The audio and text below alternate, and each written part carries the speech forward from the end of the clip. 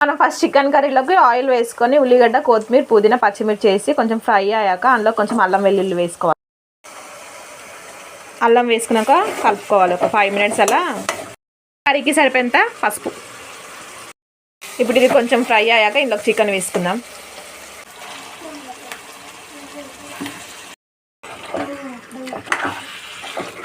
కర్రీలోకి సరిపడినంత సాల్ట్ వేసుకుందాం.